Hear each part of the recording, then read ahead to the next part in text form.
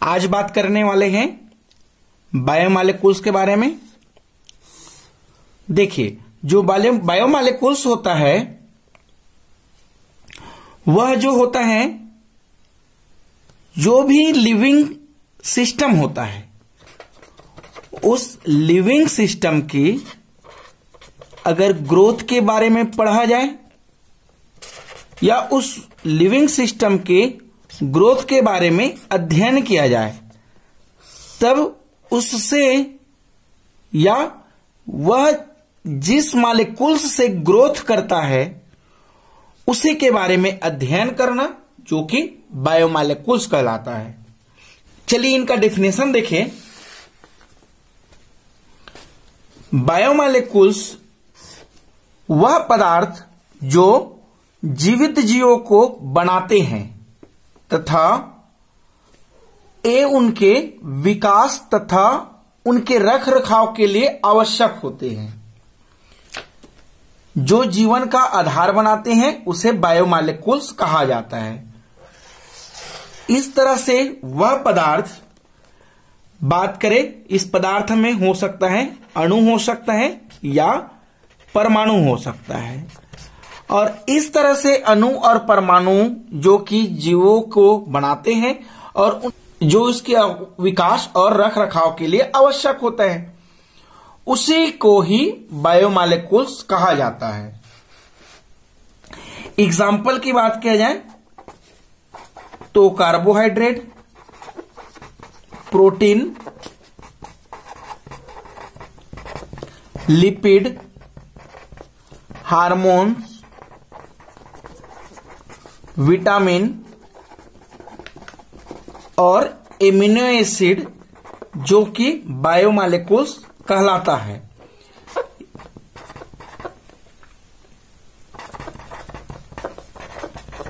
इसकी एक खास बात यह है कि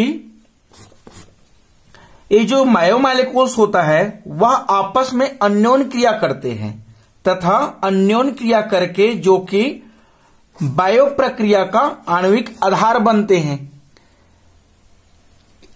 आखिर इस बायोमॉलिक्यूल्स को पढ़ क्यों रहे हैं?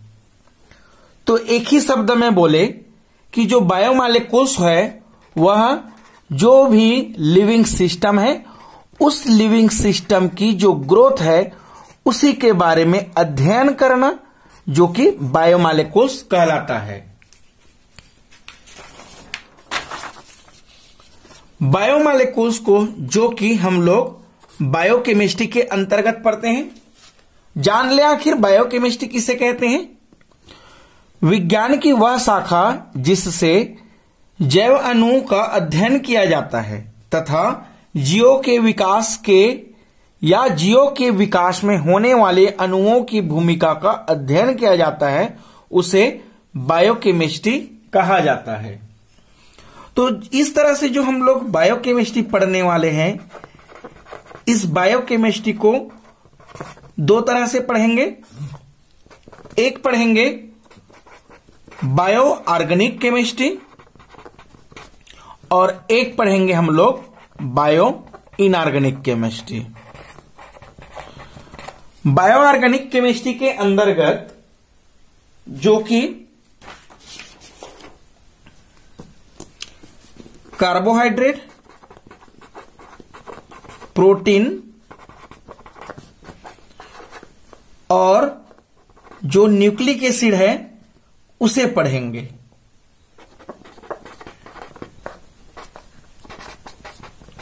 और इसके पहले जो कि हमने बायो इनऑर्गेनिक को बहुत सारे एलिमेंट्स के रूप में पढ़ चुके हैं पीरियोडिक टेबल पर, और वैसे ही बायोमॉलिक्यूल्स में कार्बोहाइड्रेट, प्रोटीन, न्यूक्लिक एसिड के अलावा जो लिपिड,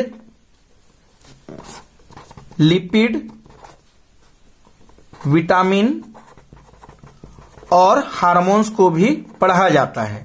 इस यूनिट में कार्बोहाइड्रेट को पढ़ने वाले हैं। चलिए सबसे पहले बात कर ले कार्बोहाइड्रेट के बारे में। जो कार्बोहाइड्रेट होता है, इसे अगर एक फार्मूला के अकॉर्डिंग लिखा जाए तो कार्बोहाइड्रेट का जो फार्मूला होता है वह होता है C, यहां पास X ले ले और इस तरह से H2O पर ले ली जाए अगर Y, तो यहां पास जो X है या Y है वह कोई भी नंबरिंग आ सकता है। जनरली जो नंबरिंग आएगा वह कार्बन नंबर 6 या X6 के बाद ही आने वाला है। अगर इस तरह से कार्बन है और इस कार्बन के जो हाइड्राइड है तब उसे कार्बोहाइड्रेट कहेंगे। लिखे गए हैं यहां पास कार्बन के हाइड्राइड के कारण इसका नाम जो कि कार्बोहाइड्रेट है। एग्जाम्पल की बात करें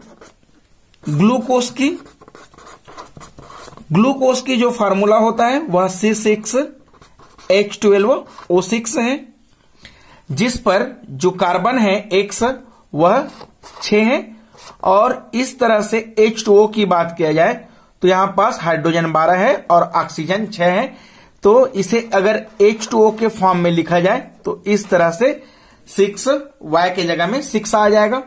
तब इस तरह से जो कार्बन है इसकी जो हाइड्रेट है इसी को कार्बोहाइड्रेट कहा जाता है। इसके अलावा एग्जाम्पल की बात करें तो इस तरह से शुगर की बात कर ले या सुक्रोज की बात कर ले। एग्जाम्पल C12H22 और O जो है वह है 11। इसमें अगर बात किया जाए कार्बन की संख्या तो कार्बन की संख्या जो कि 12 है और H2O के फॉर्म में लिखा जाए तब इस H2O की संख्या की बात किया जाए तो यहां पास जो कि 11 है। तो इस तरह से कार्बन के हाइड्राइड को जो कि कार्बोहाइड्रेट कहते हैं। लेकिन इस पर अपवाद भी है। अपवाद इस तरह से है कि अगर एग्जाम्पल की बात कर ले एसिटिक एसिड, और इस एसिटिक एसिड की जो कि फार्मूला होता है CH3COOH, और इसमें जो कार्बन के हाइड्राइड के जैसा यह फार्मूला निकला है उसके अकॉर्डिंग लिखा जाए, उस कंडीशन में कार्बन की संख्या जो कि 2 है और हाइड्रोजन की संख्या जो कि 4 है और ऑक्सीजन की संख्या 2 है। इस तरह से अगर इस फार्मूला में रख दिया जाए तब इसे C2 और इस तरह से H2O2 लिखा जा सकते हैं। लेकिन एसिटिक एसिड जो है वह कोई कार्बोहाइड्रेट नहीं है, बल्कि यह जो कि है कार्बोक्सिलिक एसिड है। तो इस तरह से जो एसिटिक एसिड है वह कार्बोहाइड्रेट के अपवाद है। वैसे ही अगर बात किया जाए रेमनोस की, रेमनोस की फार्मूला की बात किया जाए तो रेमनोस का जो कि फार्मूला होता है C6H12O5 होता है। अगर इसे कार्बन के हाइड्राइड वाले फार्मूला में रख दिया जाए उस कंडीशन पर जो कि कार्बन जो है 6 है और H2O की बात किया जाए तो यहां पास H2O जो कि 5 और यह 10 होता तो H2O हो जाता, लेकिन यहां पास 12 है यानी कि यहां पास 5 रहा और यहां से 2 हाइड्रोजन और बच गया।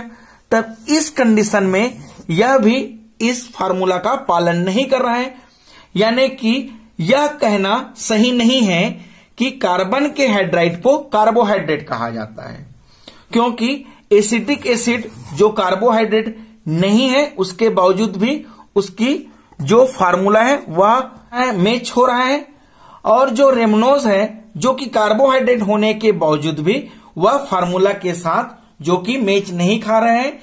इसलिए यहां पास कार्बोहाइड्रेट को कार्बन के हाइड्राइड कहना सही नहीं रहता है। जो रेमनोज होता है वह कार्बोहाइड्रेट है, क्योंकि रेमनोज की जो केमिकल प्रॉपर्टी है और उसके साथ साथ जो फिजिकल प्रॉपर्टी है, वह केमिकल और फिजिकल प्रॉपर्टी है वह कार्बोहाइड्रेट की तरह होता है।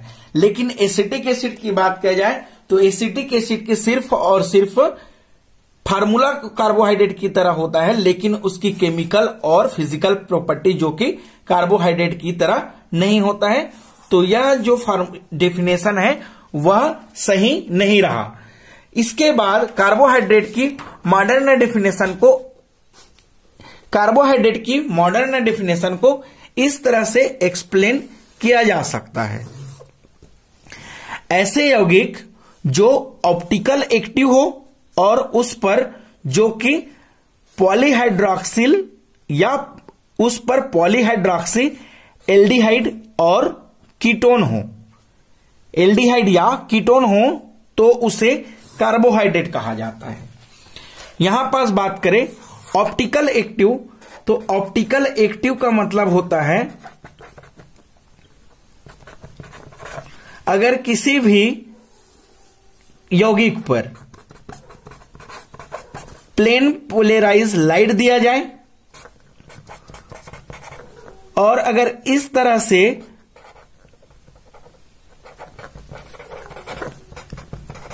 जो प्लेन पोलराइज लाइट है उस यौगिक को अगर लेफ्ट साइड या राइट साइड अगर रोटेशन कर दे या घुमा दे तब उसे ऑप्टिकल एक्टिव कहा जाता है।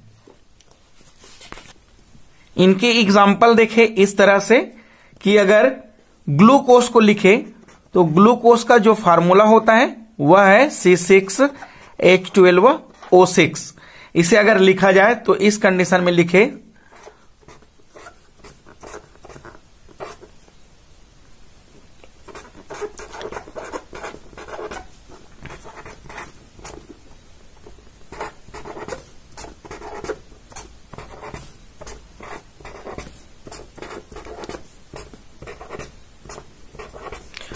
इस तरह से जो ग्लूकोज है, इस ग्लूकोज में अगर प्लेन पोलराइज लाइट दिया जाए तब यह ऑप्टिकल एक्टिव है, क्योंकि प्लेन पोलराइज लाइट देने से यहां पास जो ग्लूकोज है उस ग्लूकोज के कार्बन नंबर सेकेंड नीचे से जो कार्बन नंबर सेकेंड है या कार्बन नंबर सेकेंड में जो हाइड्रोक्सी समूह जो कि राइट साइड है वह लेफ्ट साइड हो जाता है।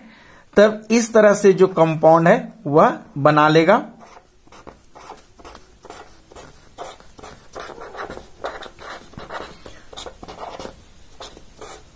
और जो एलिमेंट जैसा है वह उसी तरह से अगर रह जाता है तब इस कंडीशन में जो कार्बन के नीचे से सेकेंड नंबर के कार्बन पर अगर हाइड्रोक्सिल समूह राइट साइड हो या जो नीचे से कार्बन नंबर सेकेंड पर जो हाइड्रोक्सिल समूह लेफ्ट साइड हो, उसी के आधार पर इस ग्लूकोज को जो कि हाइड्रोक्सिल समूह राइट साइड होगा तब इसे डी ग्लूकोज कहा जाएगा।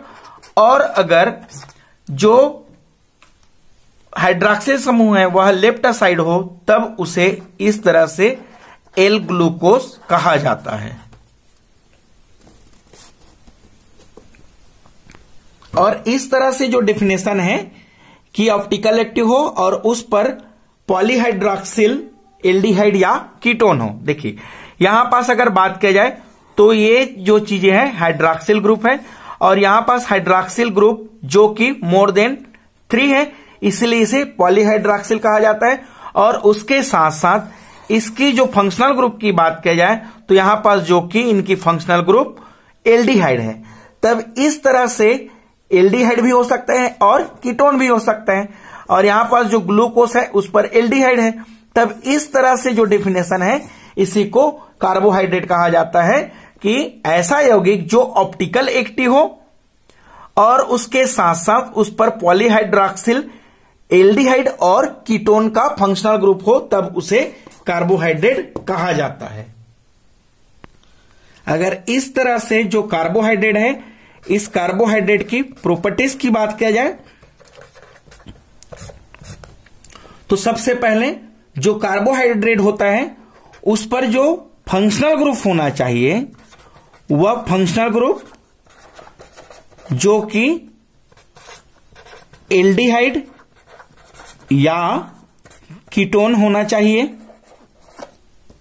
सेकेंड नंबर बात किया जाए तो जो कार्बोहाइड्रेट है उस कार्बोहाइड्रेट की बात किया जाए तो वह कार्बोहाइड्रेट जो कि ऑप्टिकल एक्टिव होना चाहिए, यानी कि जिस पर प्लेन पोलराइज लाइट देने से वह कंपाउंड या वह यौगिक जो कि रोटेशन कर ले उसके साथ साथ जो कार्बोहाइड्रेट होता है उस कार्बोहाइड्रेट पर जो कि किरेल कार्बन पाया जाता है, तो इस तरह से जो कार्बन है इस कार्बन को किरेल कार्बन कहते हैं। और किरेल कार्बन का मतलब होता है कि ऐसा कार्बन जिस कार्बन के चारों वैलेंसी पर अगर अलग अलग एटम ऐड हो, जैसे कि इस कार्बन की बात कर ले तो यहां पास CHO, यहां पास हाइड्रोजन, यहां पास जो कि कार्बन, और उसके बाद इधर राइट साइड की बात की जाए तो हाइड्रॉक्सिल समूह है, तब इस तरह से इस पर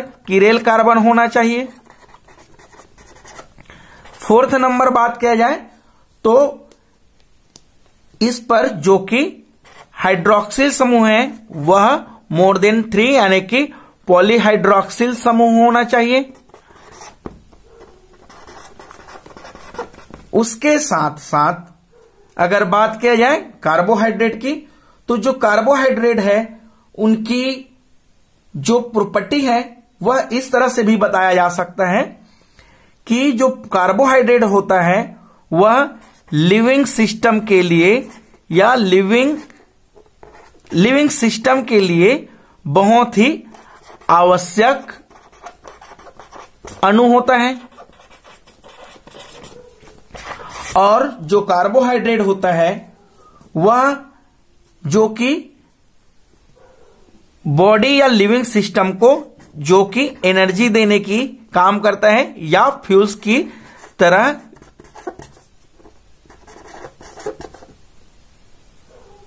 यूज करते हैं।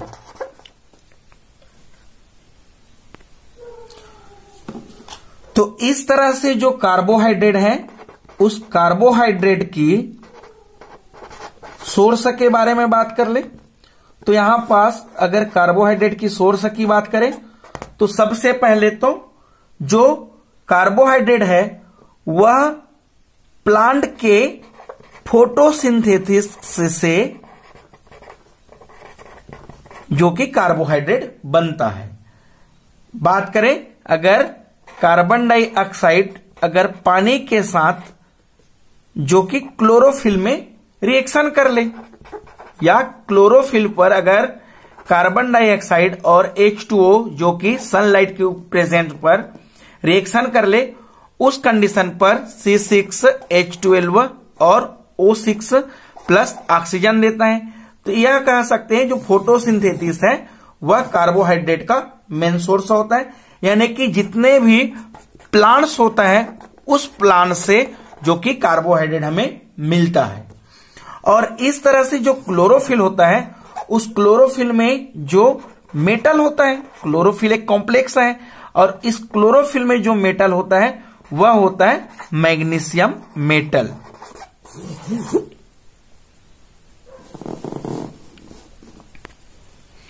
नेक्स्ट बात करते हैं classification of carbohydrate.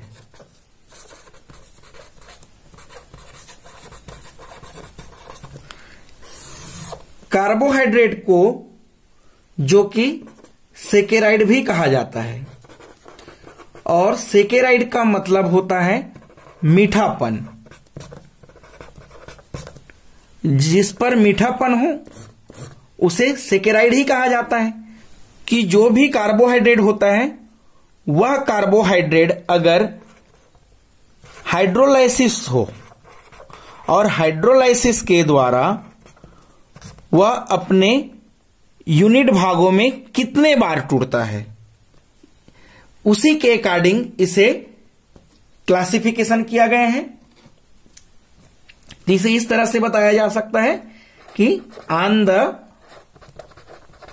Basis of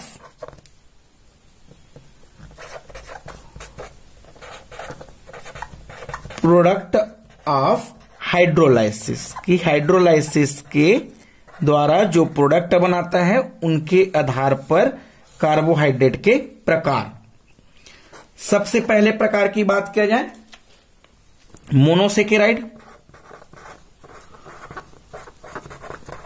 monosaccharide का मतलब होता है अगर किसी भी कार्बोहाइड्रेट को अगर जल अपघटन करा दिया जाए उस कंडीशन पर जो कार्बोहाइड्रेट है वह अपने और यूनिट भागों में नहीं टूटेगा, तब उसे मोनोसेकेराइड कहते हैं। एग्जाम्पल की बात किया जाए तो इसकी एग्जाम्पल है ग्लूकोस, फ्रक्टोस और जो राइबोज है इनकी एग्जाम्पल है। वैसे ही बात किया जाए ओलिगोसेकेराइड, तो जो ओलिगोसेकेराइड होता है इसका मतलब जो हाइड्रोलाइसिस के द्वारा जो 2 से अधिक प्रकार के मोनोसेकेराइड में टूट सके।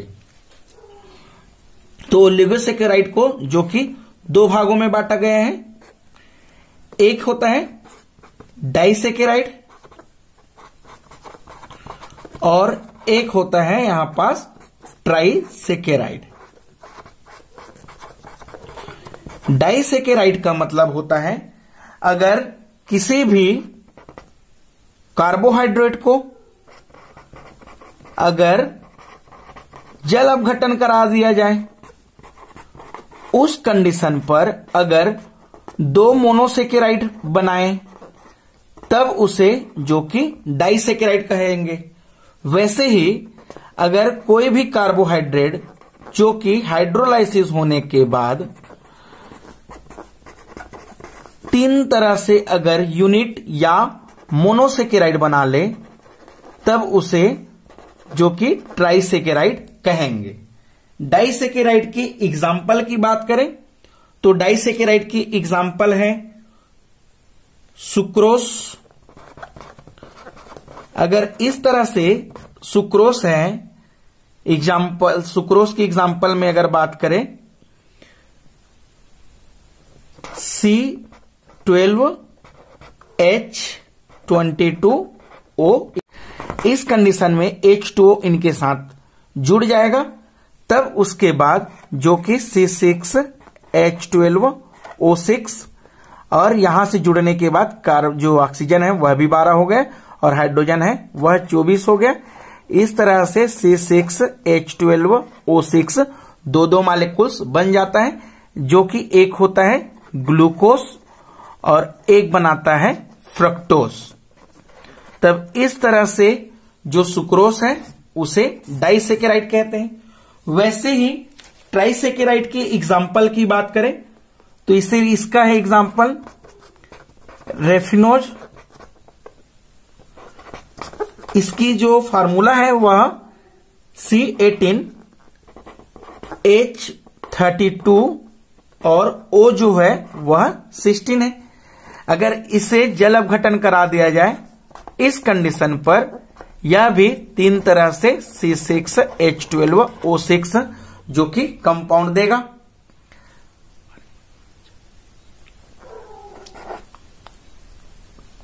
तब इसे जो कि ट्राइसेकेराइड कहा जाता है।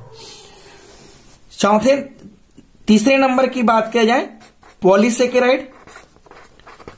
जो पॉलीसेकेराइड होता है, इस पॉलीसेकेराइड के थ्रू अगर जो पॉलीसेकेराइड कंपाउंड है उस पॉलीसेकेराइड के साथ अगर H2O के साथ या हाइड्रोलाइसिस करा दिया जाए, उस कंडीशन पर बहुत सारे मोनोसेकेराइड बनता है, उसे जो कि पॉलीसेकेराइड कहते हैं। एग्जाम्पल की बात किया जाए तो starch, cellulose,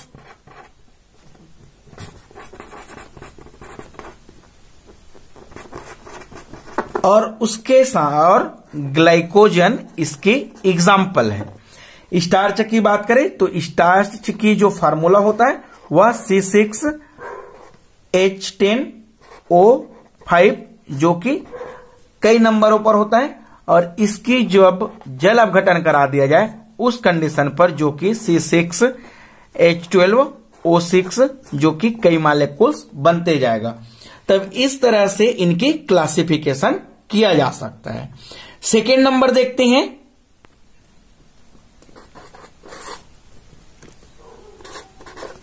on the basis of functional group.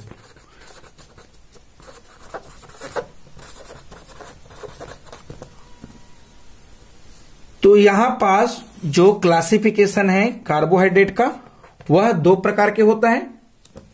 सबसे पहले इस पर तो पॉली जो हाइड्रोक्सी है वह दोनों पर ही रहेगा, और इस तरह से जो पॉलीहाइड्रोक्सी होने के बाद जो फंक्शनल ग्रुप है वह फंक्शनल ग्रुप अगर एल्डिहाइड हो या कीटोन हो, इस कंडीशन में अगर पॉलीहाइड्रोक्सिल में एल्डिहाइड हो तब उसे एल्डोस कहा जाएगा, और वैसे ही अगर पॉलीहाइड्रोक्सी पर जो फंक्शनल ग्रुप कीटोन हो तब उसे जो कि कीटोस कहा जाएगा। यहां पास जो OSE जो ओस है इसका मतलब भी होता है मीठा या सुगर।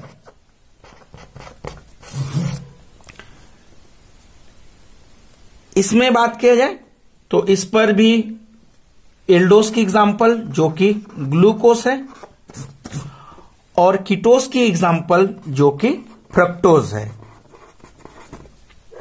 और दोनों की जो फार्मूला है वह सेम टू सेम है, लेकिन जो फंक्शनल ग्रुप है वह दोनों की डिफरेंस होता है। फ्रक्टोज की फंक्शनल ग्रुप जो कि कीटोन होता है, और ग्लूकोज की जो फंक्शनल ग्रुप जो कि एल्डोस या एल्डिहाइड होता है। थर्ड नंबर की बात करें, इनकी classification on the basis of sweetness की मीठापन के आधार पर इनके प्रकार। तो यह दो प्रकार के होता है। फर्स्ट जो कि शुगर वाला होता है, और सेकेंड नंबर में इसकी प्रकार जो कि नॉन शुगर होता है। शुगर की प्रकार की बात किया जाए तो जो भी सेकेराइड है वह saccharide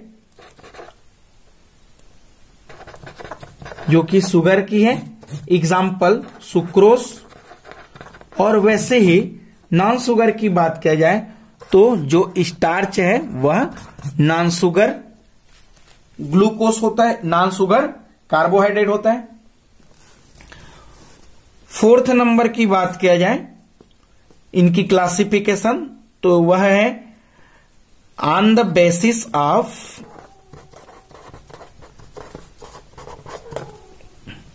number of carbon. Number of carbon के अकॉर्डिंग भी इनकी वर्गीकरण किया गया है। अगर कार्बन की संख्या 3 हो तब उसे ट्राइओस कहा जाता है। कार्बन की संख्या अगर 4 हो तब उसे टेट्राओस कहा जाता है, और कार्बन की संख्या अगर 5 हो तब उसे पेंटोस कहा जाता है। कार्बन की संख्या अगर 6 हो तो 6 को हेक्स बोला जाता है, तो इस कंडीशन पर इसे हेक्सोस कहा जाता है। एग्जाम्पल की बात करें इस पर, अगर कोई भी कंपाउंड या कोई भी कार्बोहाइड्रेट जिसका अगर फंक्शनल ग्रुप एल्डिहाइड हो तब उसे एल्डोस कहा जाता है, और अगर फंक्शनल ग्रुप जो कि इस तरह से कीटोन हो तब उसे कीटोस कहा जाता है। अब यहां पास बात करने वाले हैं, सपोज कार्बन नंबर 4 है और जो 5वां कार्बन है उस पर जो कि CHO ग्रुप जुड़ा हुआ है। इस तरह से टोटल कार्बन की संख्या जो कि 5 है, और इनकी फंक्शनल ग्रुप जो है वह एल्डोज है। तो इस कंडीशन में इसे एल्डो पेंटोस कहा जाता है।